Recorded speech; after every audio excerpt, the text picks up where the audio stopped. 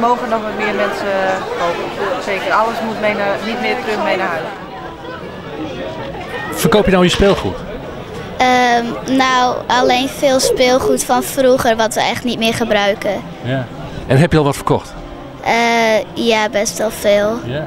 Hoeveel heb je al opgehaald? Ongeveer iets in de bijna 40 euro.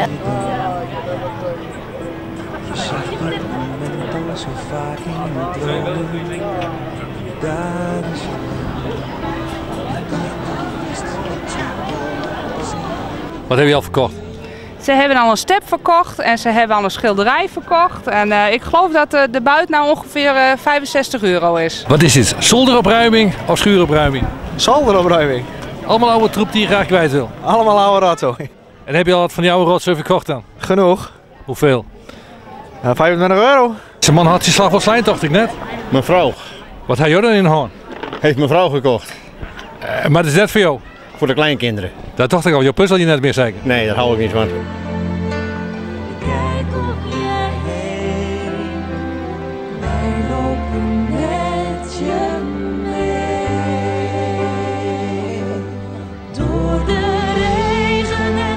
Uitgelezen?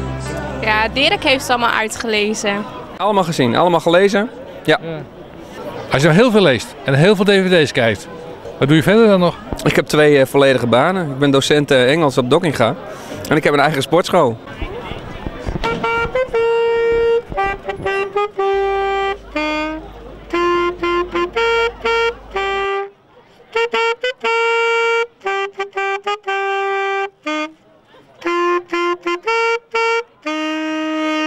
Wat betaal je daar dan voor? Ga ik niet zeggen. Dat is voordelig. Maar vast niet te duur. Nee, zeker niet. Anders had ik hem niet gekocht. Nou, ik vind hem wel heel mooi. Maar is dit nou kunst of is dit kitsch? Het zal wel kitsch zijn, maar ik hoop dat het kunst is. Maar mag eens oh, wat heeft hij allemaal gekocht? Wie geef jij maar even een antwoord?